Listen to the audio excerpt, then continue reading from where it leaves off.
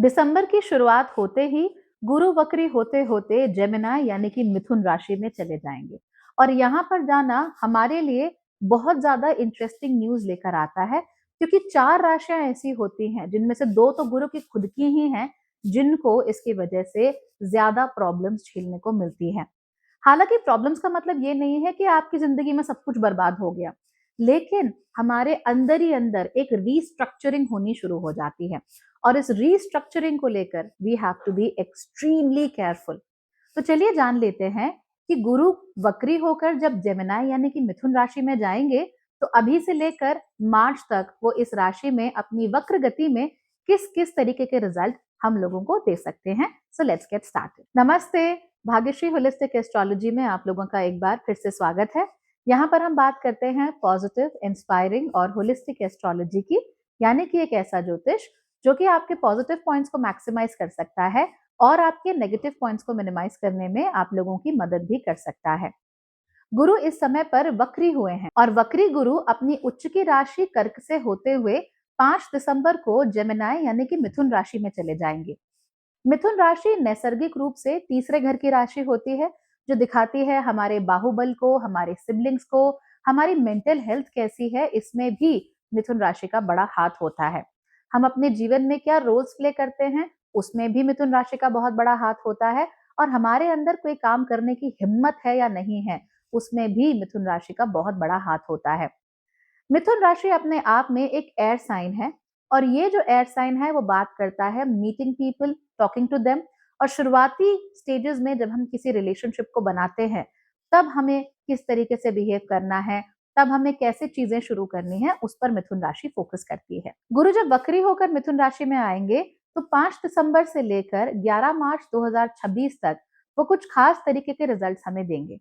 इनमें से सबसे पहला तो यही है कि 4 राशियां ऐसी होंगी जिनके अंदर एक इंटरनल रीस्ट्रक्चरिंग चल रही है। ये 4 राशियां हैं मिथुन राशि, कन्या राशि, धनु राशि और मीन राशि। इन चारों में से अगर आपका लग्न या आपका चंद्रमा इन्हीं राशियों में है, तो आपको ये चीजें ज्यादा महसूस होंगी। अगर चंद्रमा इन राशियों में है तो मेंटली चीजें बहुत चेंज होंगी, और अगर आपका लग्न इन राशियों में है तो फिजिकली चीजें आपके लिए ज्यादा बदल सकती हैं। खास तौर पे वेट गेन अगर आपका लग्न इन राशियों में है, या फिर वेट लॉस, ये हमें देखने को मिलेगा। इन चारों राशियों के जो लोग हैं, उनकी ईटिंग हैबिट्स में हमको कंसिडरेबल चेंज देखने को मिल सकता है। यानी कि कुछ लोग ऐसे होंगे जो बहुत ज्यादा खाना खाना शुरू कर देंगे, कुछ लोग ऐसे होंगे जो बिल्कुल ही खाना नहीं खाएंगे, कुछ ऐसे होंगे जो किन्हीं खास तरह के खानों से अपने आप ही परहेज करना शुरू कर देंगे, और कुछ ऐसे होंगे कि जो बिल्कुल ही कभी मान लो मांस मच्छी नहीं खाते थे, उन्होंने खाना शुरू कर दिया। कुछ ऐसे थे कि जो बिल्कुल ही हार्डकोर नॉन वेजिटेरियन थे, उन्होंने फिर एकदम से छोड़ दिया, कोल्ड टर्की छोड़ दिया। तो ये हमको देखने को मिल सकता है। इसी तरीके के बहुत striking staggering changes in the diet and the weight of people born in these लग्नास एंड राशिस, वो हमको देखने को मिलेगा। यही नहीं, इमोशनली भी आप लोगों में काफी सारे चेंजेस आएंगे। आप लोग कहीं ना कहीं अपने ट्रॉमा से या आपके जो भी पुराने लिमिटिंग फैक्टर्स हैं, उनसे दूर जा रहे हो, और इसकी वजह से अब आपका जीवन पहले से कहीं बेहतर हो रहा है। Right now you will feel odd, क्योंकि आप जो चीजें एक्सपीरियंस कर रहे हो, उसकी वजह से आपके कई सारे नेगेटिव इमोशंस सरफेस पर आना शुरू हो जाएंगे। गुस्सा आपको ज्यादा आ सकता है। खास तौर पे अगर आप मीन और कन्या लग्न राशि के हैं, तो आपका गुस्सा बहुत ज्यादा बढ़ सकता है। अगर आप लोग जेमिनाई और सैजिटेरियस हैं, इन लग्न और राशियों के हैं, इन दैट केस आप लोगों के अंदर एक I really don't care about the world, to hell with the world, ऐसी फीलिंग ज्यादा आ सकती है। तो ये चारों राशियां will be going through a very strong restructuring in their life. इसीलिए आप लोग अपने अंदर जो भी इमोशंस आ रहे हैं, अच्छे हैं, बुरे हैं, पॉजिटिव हैं, नेगेटिव हैं, कैसा भी हैं, इनका ख्याल रखो, इन पे ध्यान दो, and become as self aware as possible. मुझे किन बातों पे गुस्सा आ रहा है, किन बातों पे मुझे प्यार आ रहा है, इन सब पे ध्यान दो। नेगेटिव इमोशन के साथ साथ ही आपके दिल में दबी छुपी जो सबसे इंपॉर्टेंट, सबसे जरूरी इच्छा होगी, वो भी बाहर निकल कर आ जाएगी।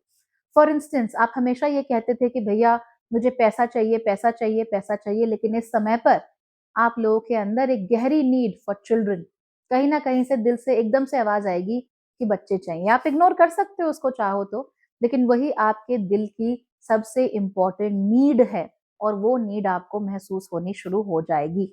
अब यहाँ पर कुछ राशियां ऐसी भी हैं जिनके लिए ये गोचर बहुत अच्छे रिजल्ट लेकर आ सकता है। इसमें सबसे पहली राशि हो जाती है सिंह राशि, उसके बाद आती है टॉरस यानी कि वृषभ राशि, फिर आती है एक्वेरियस यानी कि कुंभ राशि, एंड फाइनली आती है स्कॉर्पियो यानी कि वृश्चिक राशि। इन चारों राशियों के लिए गुरु का इस तरीके से वक्री होना जेमिनाई राशि में काफी बेहतर रिजल्ट लेकर आ सकता है। आप लोगों को महसूस होगा कि आपके जीवन में कई सारी बातें ऐसी थी जिन्हें केवल एक्नॉलेजमेंट की जरूरत थी, कई सारे लोग ऐसे थे जिन्हें केवल एक्नॉलेजमेंट की जरूरत थी, and now you are finally coming into your own element. हालांकि ये आपके लिए बहुत ज्यादा आसान होने नहीं वाला है। वजह यह है कि लक भी कई बार हमको बड़ी मेहनत के बाद मिलता है। कई बार हमें शांति पाने के लिए तूफान से होकर गुजरना पड़ता है, और आप चारों राशियों के साथ ऐसा ही हो रहा है कि आप लोगों के जीवन में कहीं ना कहीं एक टर्बुलेंस आ रही है, कहीं ना कहीं चीजें एकदम से भंवर में आप फंसा हुआ आपको महसूस हो रहा है। ऐसा लगता है कि चीजें आपके आसपास बस घूमे जा रही हैं, you are not able to figure out what to do, how to do it, when to do it, so on and so forth. लेकिन उसके बावजूद भी कहीं ना कहीं जिंदगी बेहतर है, जिंदगी गुलजार है, आप लोगों के लिए चीजें इवेंचुअली अच्छी ही होंगी।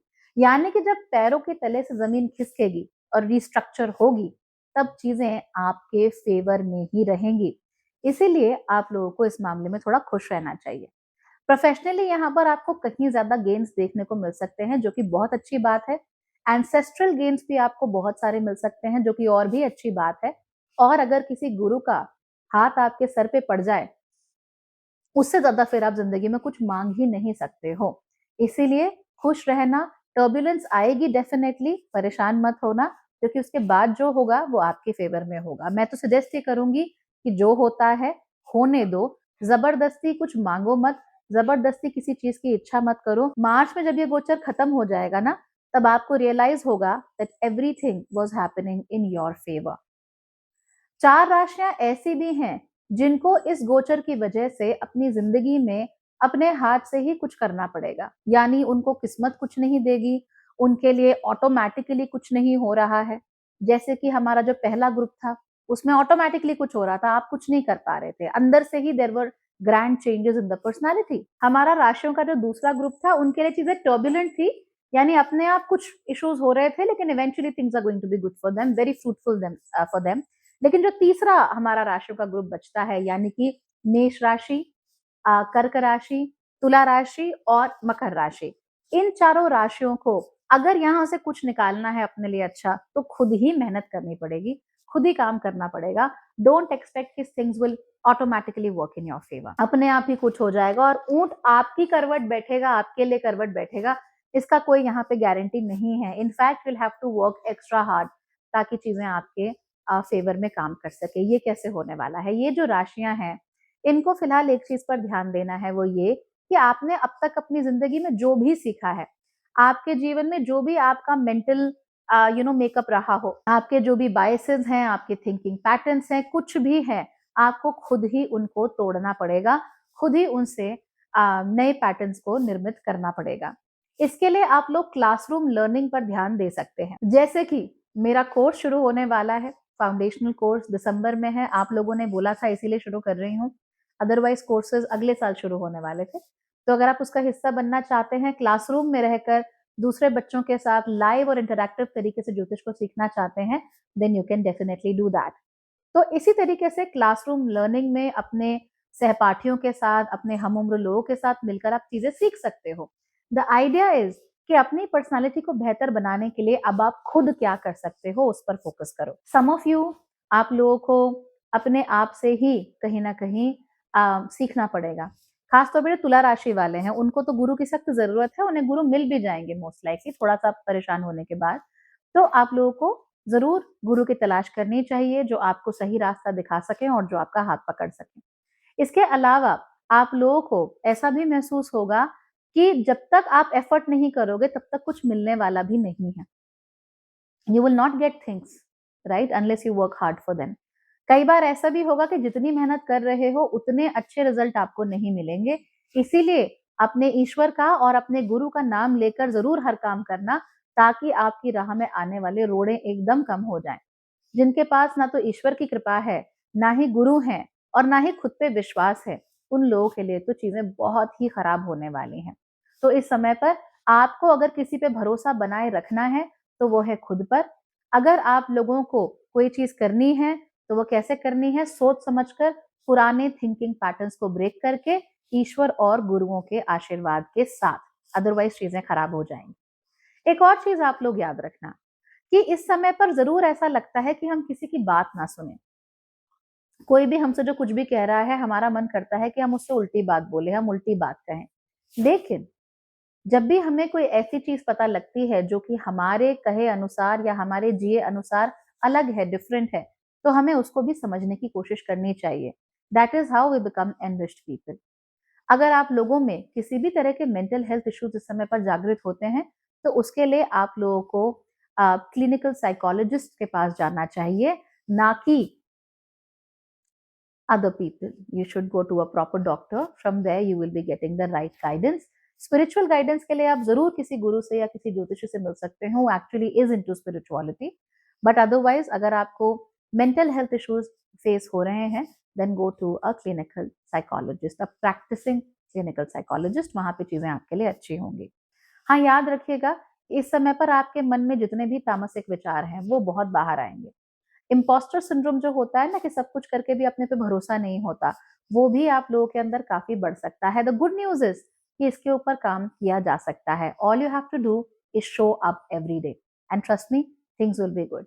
तो माना कि चीजें इस समय पर ना बहुत अच्छी हैं ना बहुत खराब, लेकिन ऐसे ही मौकों पर अपने भविष्य के लिए बीज बोए जाते हैं। तो इन बीजों को आप ही बो सकते हैं।